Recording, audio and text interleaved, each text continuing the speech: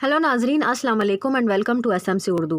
नाजरीन, आले उस्मान की हुकूमत यानी खिलाफत उस्मानिया जुलाई सन 1299 ईस्वी में कायम हुई और 1 नवंबर 1922 ईस्वी तक कायम रही। इन 623 सालों तक 36 उस्मानी सलातीन ने फरमा रवाई की। अजीब इत्तफाक है कि खिलाफत उस्मानिया के बानी उस्मान अव्वल के वालिद का नाम अमीर अर्तुगरुल गाजी था, जो शुजाअत का पैकर और जज्बा शहादत से सरशार थे और तकरीबन 623 साल के बाद खिलाफत उस्मानिया के आखिरी शहजादे का नाम भी अर्तुगरुल उस्मान था। यानी खिलाफत उस्मानिया का आगाज करने वाला भी अर्तुगरुल था और खिलाफत का इख्तिताम भी अर्तुगरुल पर ही हुआ।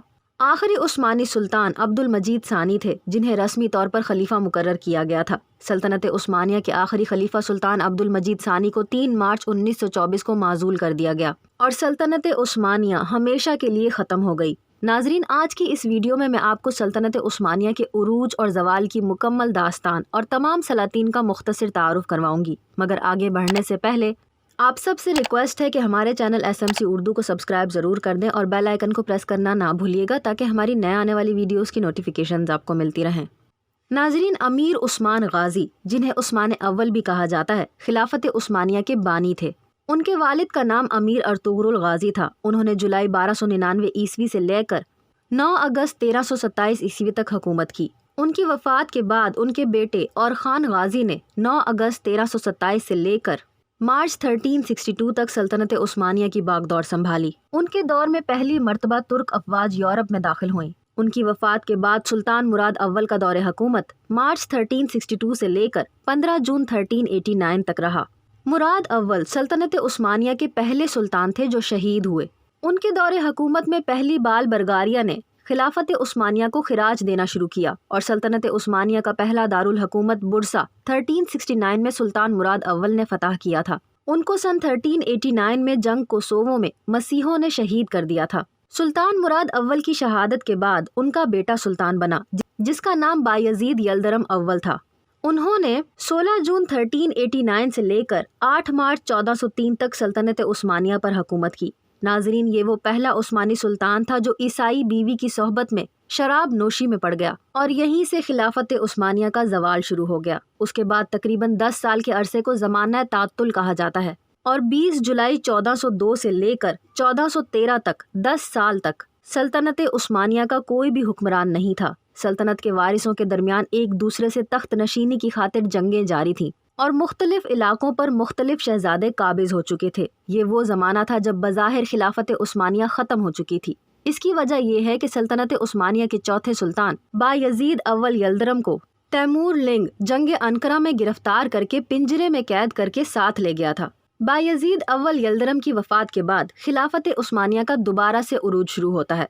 ये तकरीबन सन 1314 का ज़माना था जब उनका बेटा मोहम्मद अव्वल खिलाफत उस्मानिया का सुल्तान बना। उनको सल्तनत उस्मानिया का दूसरा बानी भी कहा जाता है। ये पहला सुल्तान था जिसने कुस्तुनतुनिया का मुहासरा किया और दारुल हुकूमत को बुरसा से एदरना मुंतकिल करके सल्तनत उस्मानिया को ख़त्म होने से बचाया और बगावतों को ख़त्म करने के साथ साथ अल्बानिया समेत कई इलाके फतह करके सल्तनत में शामिल किए। उनकी वफ़ात के बाद उनका बेटा सुल्तान मुराद सानी हुक्मरान बना। उनका पहला दौरे हुकूमत 1421 से लेकर 1444 तक है, जबकि दूसरा दौरे हुकूमत 1446 से लेकर 1451 तक था। उनके बाद उनके बेटे सुल्तान मोहम्मद सानी अल मारूफ सुल्तान मोहम्मद फातेह कुस्तुनतुनिया सल्तनत उस्मानिया के हुक्मरान बने। वो भी 2 बार तख्त नशीन हुए। पहली बार 1444 से 1446 तक महज 11 साल की उम्र में 2 साल सल्तनत उस्मानिया के हुक्मरान रहे और फिर उसके बाद 1451 से लेकर 1481 तक खिलाफत उस्मानिया की बागडोर सुल्तान मोहम्मद फातेह के हाथ में रही। उन्होंने पहली मर्तबा सल्तनत के लिए बाकायदा कवानीन मुरत्तिब किए, कई नए इलाकों को फतह किया और इल्म हुनर को तरक्की दी। उनका जानशीन उनका बेटा सुल्तान बायजीद सानी था। सुल्तान बायजीद सानी ने 1481 से लेकर 1512 तक सल्तनत उस्मानिया पर हुकूमत की और उनके बाद उनके बेटे सुल्तान सलीम अव्वल ने ये जिम्मेदारी संभाल ली। सुल्तान सलीम अव्वल को खलीफतुल इस्लाम, अमीरुल मोमिनीन और खादिम हरमैन शरीफैन के अलकाबात से याद किया जाता है। उनका दौरे हुकूमत 1512 से लेकर 1520 तक था। उनके दौर में ही खिलाफत अब्बासी ख़ानदान से उस्मानी ख़ानदान में मुंतकिल हो गई और मक्का और मदीना के मुक़द्दस शहर भी उस्मानी सल्तनत का हिस्सा बने। سلطان سلیم اول کی وفات کے بعد ان کے بیٹے سلطان سلیم اعظم القانونی خلافت عثمانیہ کے سلطان بنے۔ انہوں نے 1520 سے لے کر 1566 تک سلطنت عثمانیہ کی باغ دور سنبھالی۔ ان کے دور حکومت میں ہنگری کو فتح کر کے سلطنت میں شامل کر لیا گیا۔ اس کے ساتھ ساتھ عراق کی فتح کا صحرا بھی ان کے سر آتا ہے۔ انہوں نے ابراہیم پاشا کو وزیر اعظم مقرر کیا، تاہم 15 مارچ 1536 کو بغاوت کے جرم میں اس کو تختہ دار پر لٹکا دیا گیا۔ سلطنت کے قوانین مرتب کرنے کی وجہ سے سلطان سلیمان کو القانونی اور عالی شان کے القابات سے پکارا جاتا ہے، مگر ان کے کچھ فیصلے ان کے اپنے لیے پچھتاوے کا باعث بنے اور ان کی گردن پر اپنے جوان بیٹے مصطفیٰ سمیت کئی بے گناہوں کے خون کے چھینٹے بھی ہیں۔ ان کی وفات کے بعد ان کا بیٹا سلیم ثانی تخت نشین ہوا اور اس نے 1574 سے 1595 تک حکومت کی۔ سلیم سلطانی حورم سلطان کا بیٹا تھا۔ اس نے 8 سال حکومت کی اور زیادہ تر وقت حرم اور شراب نوشی میں گزارا۔ حکومت کے معاملات صدر محمد پاشا کے پاس تھے۔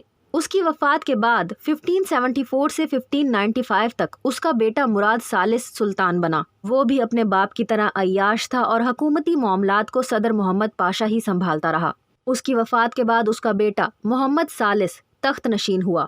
یہ زوال پذیر سلطنت عثمانیہ کا دور تھا۔ حکومت اور اقتدار کے لیے اپنے ہی 27 بھائیوں کا قتل محمد ثالث کو عثمانی تاریخ میں ناپسندیدہ ترین کرداروں میں شامل کرنے کے لیے کافی تھا۔ اس نے اپنی 20 سے زائد بہنوں کو بھی قتل کیا۔ ان کی وفات کے بعد ان کا بیٹا احمد اول 1603 سے 1617 تک سلطنت عثمانیہ کا حکمران رہا۔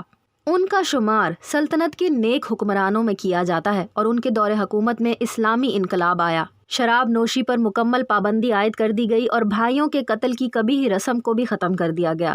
ان کی وفات کے بعد ان کے چھوٹے بھائی مصطفیٰ اول نے تخت سنبھالا۔ یہ پہلا اتفاق تھا کہ بیٹے کی جگہ بھائی وارث بنا، کیونکہ سلطان اول کی وفات کے وقت ان کا بیٹا بہت کم عمر تھا، لیکن صرف 3 ماہ کے بعد ہی وزراء نے ان کو تخت سے اتار کر سلطان اول کے بڑے بیٹے سلطان عثمان ثانی، جو کہ اس وقت صرف 13 سال کا تھا، اس کو تخت پر بٹھا دیا۔ چچا اور بھتیجے کے درمیان اندرونی سازشیں شروع ہو گئیں اور 4 سال کے بعد پھر سے چچا نے تخت سنبھال لی اور سلطان عثمان ثانی کو قتل کر دیا گیا۔ 1 سال کے بعد ہی مصطفیٰ اول اپنی طبعی موت مارا گیا۔ سلطنت کا تاج سلطان احمد اول کے بیٹے سلطان مراد رابع کے سر آیا۔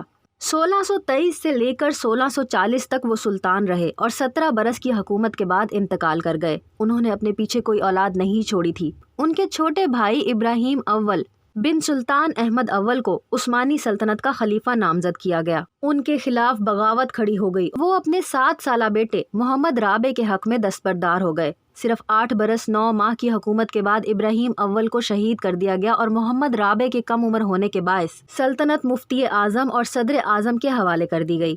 سلطان محمد رابع کی وفات کے بعد ان کے چھوٹے بھائی سلطان سلیمان ثانی 1687 سے 1691 تک سلطان رہے۔ ان کے دور میں زیادہ تر اختیارات صدر اعظم کے حوالے رہے۔ ان کی وفات کے بعد ان کے بھائی سلطان احمد ثانی 21ویں سلطان کی حیثیت سے تخت نشین ہوئے۔ ان کا دور حکومت 1691 سے 1695 تک رہا۔ 4 سالہ دور حکومت میں شکست در شکست کے بعد وہ غم اور بیماریوں کا شکار ہو کر چل بسے۔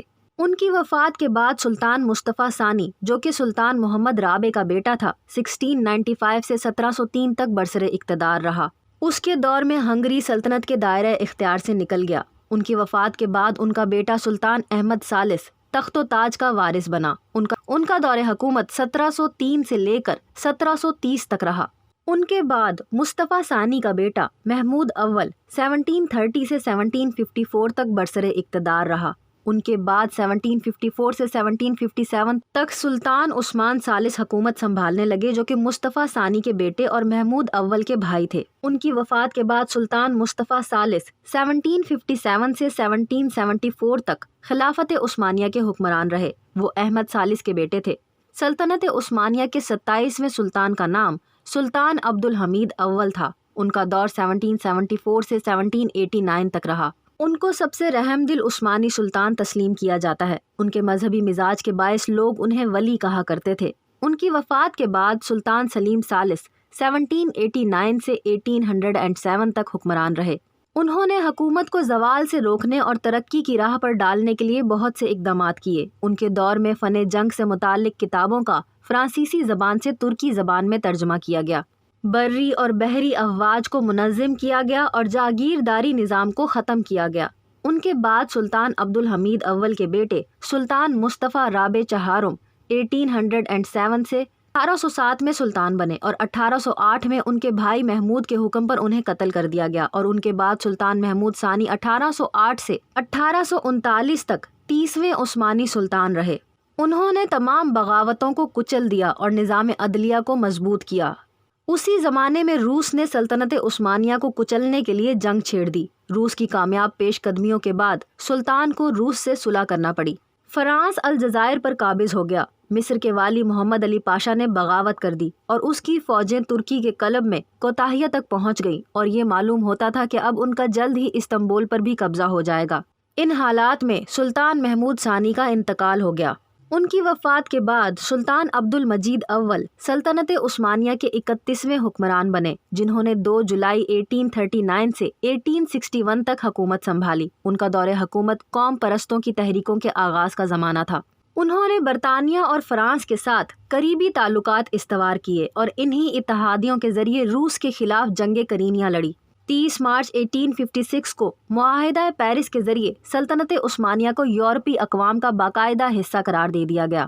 سلطان کے انتقال کے بعد ان کے بھائی سلطان عبدالعزیز اول سلطنت عثمانیہ کے صدر، جنہوں نے 25 جون 1861 سے لے کر 30 مئی 1876 تک اقتدار سنبھالا۔ انہوں نے بلکان کے صوبوں میں بغاوتوں کے باعث روسی سلطنت سے دوستانہ تعلقات استوار کیے، جبکہ فرانس اور برطانیہ سے بھی تعلقات اچھے رہے، اور وہ پہلے سلطان تھے جنہوں نے مغربی یورپ کا دورہ کیا، جس میں انگلینڈ کا دورہ بھی شامل تھا۔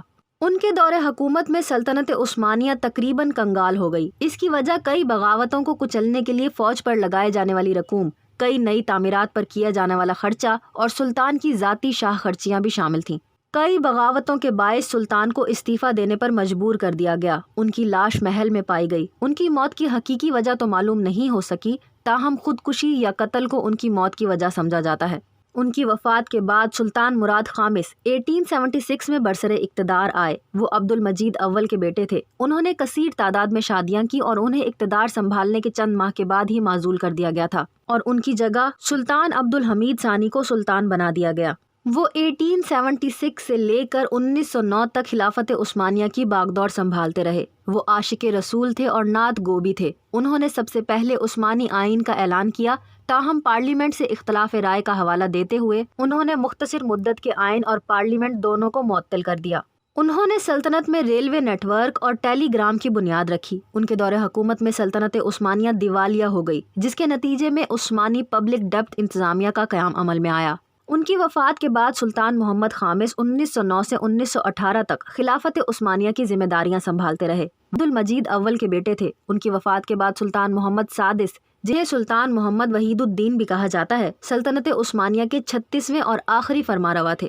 وہ اپنے بھائی محمد خامس کے بعد 1918 سے 1922 تک تخت عثمانی پر براجمان رہے۔ ان کی دور حکومت کا سب سے اہم واقعہ جنگ عظیم اول تھا، جو سلطنت عثمانیہ کے لیے تباہ کن ثابت ہوا۔ جنگ میں شکست کے نتیجے میں برطانوی افواج نے بغداد اور فلسطین پر قبضہ کر لیا اور سلطنت کا بیشتر حصہ اتحادی قوتوں کے زیر قبضہ آ گیا۔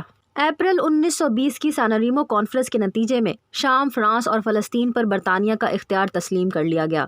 ترک عوام نے 23 اپریل 1920 کو انقرہ میں مصطفیٰ کمال اتا ترک کی زیر قیادت ترک ملت مجلس اعلیٰ کا اعلان کر دیا۔ سلطان کو تخت سے اتار دیا گیا اور عارضی آئین نافذ کر دیا گیا۔ 1 نومبر 1922 کو سلطنت عثمانیہ کے خاتمے کا اعلان کر دیا گیا اور سلطان کو ان کے خاندان سمیت ملک بدر کر دیا گیا۔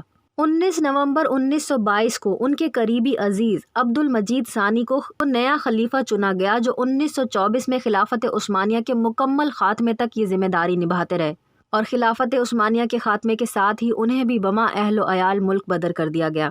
ناظرین، یوں 3 بر اعظموں پر پھیلی عظیم خلافت عثمانیہ کا خاتمہ ہو گیا اور عثمانی خاندان دنیا بھر کے مختلف ممالک میں خانہ بدوشی کی زندگی گزارنے لگا۔ ناظرین، اگر آپ کو آج کی یہ ویڈیو اچھی لگی ہو تو ویڈیو کو لائک ضرور کر دیں۔ ایسی مزید ویڈیوز دیکھنے کے لیے ہمارے چینل SMC اردو کو سبسکرائب کریں اور بیل آئیکن کو پریس کریں تاکہ ہماری نئے آنے والی ویڈیوز کی نوٹیفیکیشنز آپ کو ملتی رہیں۔